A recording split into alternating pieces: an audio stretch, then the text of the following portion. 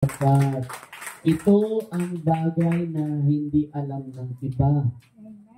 Ang makapagbigay ng panahon upang purihin ang Diyos at pasalamatan sa napakaraming bagay sa buhay natin. Amen ba? Naniniwala tayo, apart on God, we can do nothing. Totoo yun, na magsumikap man tayo, anuman yung ating trabaho, anuman yung ating pagpapagal sa hanap buhay, kung wala ang Diyos sa atin, wala tayo magagawa. Purihin ang Panginoon. Noong mga panahon iyon, kung kayo po ay nakapakinig ng Ebanghelyo at inyong naunawaan, ang Panginoong Jesucristo na andoon ang kanyang pagtawag sa kanyang mga alagad, 12 mga alagad. Ang layunin ay upang ipangaral ang mabuting balita. Amen? At ang sabi, ang layunin sa pangangaral ay ang mga may sakit ay gumaling. Ang patay ay buhayin. Kukunin din pa na namin bubos. Ayan. No? At nagbigay ang Panginoon ng mga ibang instruction na sa inyong pupuntahan o kayong pupunta dito sa mga hintil, sa kanilang lugar, at sa maging sa mga Samaritano, kung kayo ay pupunta at magmi-mission, huwag na kayong makipag-usap sa daan. Amen? At ang sabi niya pa, huwag kayong magdala ng ginto, ilak, o tanso na kailangan ninyo. At huwag din kayong magdadala ng pagkain, bihisan, o panyapak na inyong kailangan na pamalit, sapagkat may karapatang tumanggap ang manggagawa sa kanyang upa. Unawain po natin ang Ebanghelyong ito. At ang mensahe ng Panginoon ay pinamagatan natin itong Mission of Christ Disciples. Pakiulit nga po. Mission of Christ Disciples. Yung kanyang mga alagad, humayo. Ang pangunahing layunin ng mabuting balita ngayon ay upang ipakita ang misyon, mga kapatid, ng mga tagasunod ng Panginoong Hesukristo at ang kahalagahan ng pagpapakumbaba at titiwala sa Diyos sa pagsunod ng paglilingkod. Sa paghayop ay upang mangaral ng mabuting balita ng kaharian ng Diyos at ang kanilang karanasan sa pagsasagawa ng misyon. Amen. Atin pong alamin ang mga mensaheng ito. Una, tingnan natin yung pagpapadala ng mga alagad ng Panginoon. Nagpadala ang Panginoon. Sa una pong diin o mensahe ay atin po itong pag-aralan. Una, ang mensahe po na ito ay nagsisimula sa paghahanda ni Jesus sa kanyang mga alagad para sa isang misyon. Kami po ay alagad ng Panginoon na nagmi-misyon din. Pinadala niya sila ng dala-dalawa sa mga lugar na kanyang pupuntahan na may layuning ipangaral ang mabuting balita at gamutin ang mga may sakit. Talagang ang Diyos nagmamahal sa atin. Amen. Mahal ng Diyos ang siyang sinukog o siyang tinakpan. Lahat ng taong nabubuhay ay mahal ng Diyos. Amen. Nakikita natin ito sa unang dahilan kung bakit niya sinugo ang kanyang mga alagad ay upang gamutin ang mga may sakit. At doon sa pangangaral, na andoon ang kagalingan. Parang ganito, sino dito ang may sakit sa kamay at may karamdaman? Taas nga po. 1, 2, 3. Yun. Tingnan natin sa unang tagpo. Ano nga ba ang ibig sabihin ng mensaheng ito ng pagsasama ng mga pangangaral at pagpapagaling? Ang paraan ng pagpapagaling ng Panginoon sa mga may sakit at karamdaman ay sa pamamagitan ng pangangaral. Anong mayroon sa pangangaral?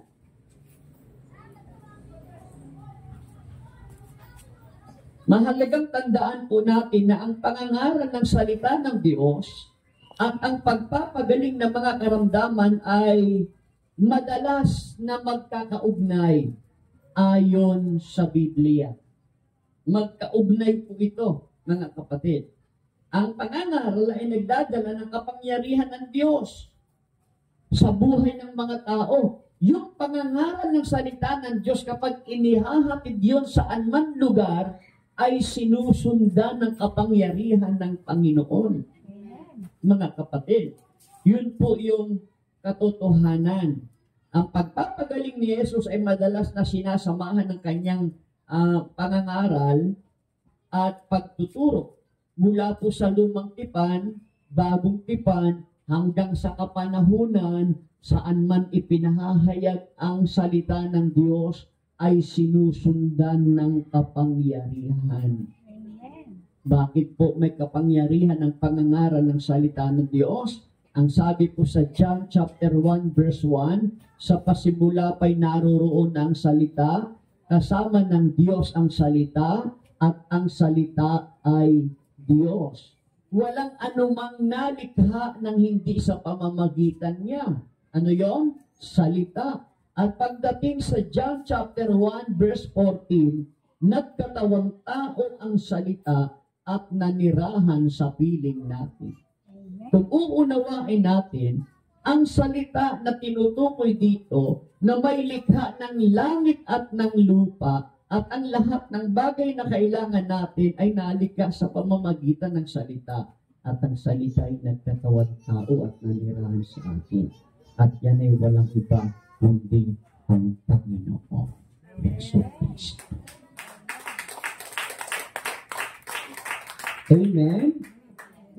Ang kapangyarihan po na ito, mga kapatid, sa makatuwid, ang unawa po sa kaugnayan sa pagitan ng pangangaral at pagpapagaling ay mahalaga sa unawa sa buong mensahe ng Biblia. Ang kapangyarihan ng Diyos ay nagpapakita sa parehong pangangaral at pagpapagaling na nagpapakita ng kanyang pag-ibig, awa sa sangkatauhan. Ang layunin talaga ng pangangaral, hindi lang naman tayo ay iligtas ng Diyos doon, kundi maging sa karamdaman. Dahil ang salita ng Diyos ay may kapangyarihang magpagaling. Amen? Tapitin mo ang iyong katabi. Sabihin mo sa kanya, gagaling ka. Yun po yung una. Nung pinahayag ng Panginoong Hesukristo ang kanyang mga alagad, ang binigyan natin ng diin, yung pangangaral niya ay sinusundan ng kapangyarihang magpagaling. Pangalawa, sabi nga po sa Galatians chapter 6 verse 2, magtulungan kayo sa pagdadala ng pasanin. At sa ganitong paraay, matutupad ninyo ang utos ni Kristo. Magtulungan daw sa pasanin. Sa paglilingkod, hindi nawawala ang mga bagay na dapat natin pasanin.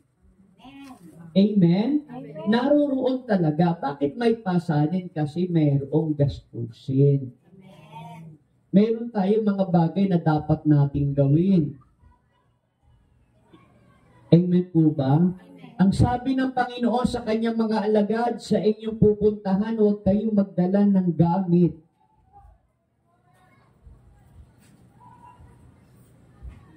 Bag, maging pampalit ng damit at pampalit ng panyapak, huwag kayong magdala sapagkat sa kanilang pupuntahan, merong magbibigay.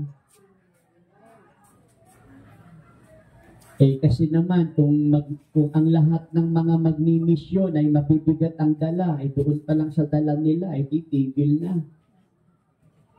Samantalang kung magmimisyon ang tao na wala na siyang dalang bag sa katawan niya, kundi yun nasa katawan lang niya, pagdating din naman sa pupuntahan, sasabihin ng coordinator, Brad, may damit dito, magpalit ka na. Amen? Kasi ang baho mo na. Amen? Yun kasi ang ibig sabihin ng Panginoon. Huwag tayong mag-alala sapagkat mayroon tayong kasama. Mayroon tayong katandem. Amen? Alam po ninyo sa gawain, kahit ano ang bigat dito ng alalahanin, basta tayong lahat magtutulungan, ang daan. Ang daan. Ayunin sa paglilingkod kung bakit kinakailangan mayroon tayong kasama. Maaaring kaibigan mo yan, magulang mo yan, anak mo yan, kapatid mo yan, sino man yan. Ako'y naniniwala makakatulong sa iyo yan. Purihin ang Diyos. Ang pangatlo, ang mga tagubili ni Jesus ay nagbibigay diin sa pagiging simple at pagtitiwala sa Diyos sa halip na sa material na kayamanan. Simple lang naman ang instruction talaga ng Panginoon. Huwag magdala ng damit, huwag magdala ng bag.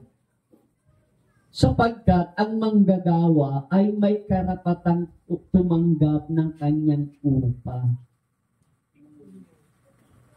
Kahit naman talaga sino yung gumagawa, kung talagang gagawa, abay talagang dapat lang tumanggap. Amen po. Yun ang ibig sabihin ng Panginoon. Kung yung mga naglilingkod daw sa Diyos nung mga panahon na yon ay talagang masigasig na susunod sa Panginoon, bagamat simple lang ang kanyang instruction, huwag kayong magdala, ito'y nagpapakita na huwag nating alalahanin ang ating hinaharap at kalagayan. Sapagkat tapat ang Diyos na nangako, walang naglingkod na kanyang pinahayaan. Kaya nga ang sabi dito sa Hebrew chapter 13 verse 5, huwag kayong magmukhang salapi, masiyahan na kayo sa anumang nasa inyo, sapagkat sinabi ng Diyos, hindi kita iiwan, ni pababayaan man. Tapat ang Diyos na nangako. Kapag sinabi ng Diyos na walang naglingkod na kanyang pinabayaan, aniwalaan mo yun. Wala pong maglilingkod sa Diyos ng totoo na kanyang pababayaan. Tapat ang Diyos sa kanyang pangako. Sabi ng Panginoon, huwag kang magmukhang salapi. Masiyahan ka na kung ano yung bagay na mayroon ka, sapagkat nasusulat. Sinabi ng Diyos, hindi kita iiwan ni pababayaan man. Purihin ang Panginoon. Pang-apat, sabi doon, isusugo kayo na parang kordero sa gitna ng asong gubat. Ang hirap naman siguro, pero ito naman talagang tunay na kalagayan ng mga lingkod ng Diyos. Kaya yung mga naglilingkod sa Diyos, lalo na kami na mga humahayo, kung hindi namin iisipin at tatanggapin na ito talaga kami, na may mga pagkakataon na para baga may mga tao nakakatakot sa pupuntahan namin. Sabi ng Panginoon, kayong mga lingkod ng Diyos, para kayong kordero sa gitna ng mga asong gubat. Dadalhin at mararanasan ng mga naglilingkod ang mga bagay na di nila inaasahan. Ang ibig po sabihin, ang paglilingkod ay hindi palaging madali. Amen? Hindi palaging madali. Ang Biblia po ay nagpapakita na ang pagsunod kay Kristo ay kadalasang sinasamahan ng mga pagsubok. Talagang may kalakip talaga ng pagsubok ang paglilingkod sa Diyos. Ngunit, sa gitna ng mga ito, ang Diyos ay nagbibigay ng lakas para sa atin. Binibigyan niya tayo ng pag-asa at naandoon din ang gabay ng Diyos. Amen. Ang mga pagsubok ay mga oportunidad. Yung mga nangyayari sa atin para po sa paglago ng pananampalataya at pagpapakita ng ating katapatan sa Diyos. Amen. Amen. Dapat isipin natin, yung mga dumarating sa ating mga problema at mga pagsubok, dumarating yung mga taong hindi natin gustong makita, pero yun ang nakikita mo. May mga taong ayaw mo sanang makasama, pero yun ang nakasama mo. Minsan din natin iniisip, may mga taong akala mo napapahama ka. Pero yung pala naman makakatulong sa iyo. Alam naman siguro ninyo yung papel de liha. Dati may mga dahon dyan, may dahon lang, yung dahon parang diliha yun. May mga ganun eh. Yung papel de liha, kapag kinukuskus mo sa kahoy, ano nangyayari sa kahoy? Kumikinis eh. Amen? Minsan may mga taong nakakapal din ng mukha at magagaspan. Na dapat din natin makasama, huwag mong isipin na magbibigay sa iyo ng problema yon. Hindi mo ba alam na baka yun ang magpakinis sa buhay mo? Amen? Yung problema mo sa asawa mo, ikinisin ka lang yan ng Panginoon, gagamitin sa iyo yan. Hindi natin naiintindihan, kung kailan tayo mahina, doon malakas ang Diyos. Kung kailan tayo mahina, doon malakas ang Diyos. Bakit malakas ang Diyos? Eh, mahina ka tayo.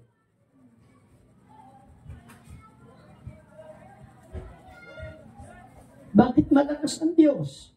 Kasi kapag tayo ay nakakaranas ng kahinaan at mga bagay na di na natin alam kung anong ating gagawin, sa ating kahinaan, lumalapit tayo sa Diyos.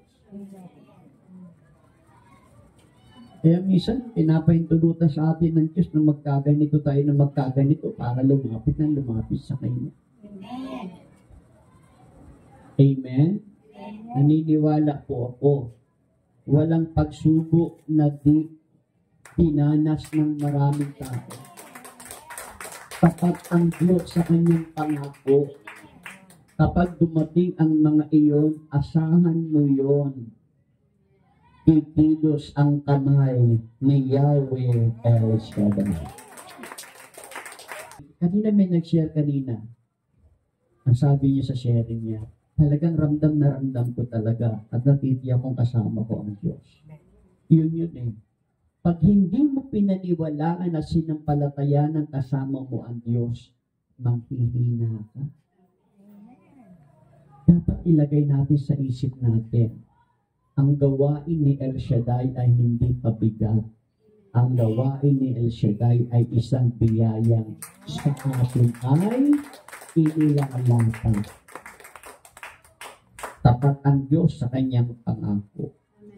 Amen po. Amen. Kaya tayong lahat na naririto, pahalagahan natin ang paglilingkod sapagkat naniniwala ako, kamayan mo ang katabi mo. Kamayan nga po ninyo, sabihin mo sa kanya, mamamatay ka din.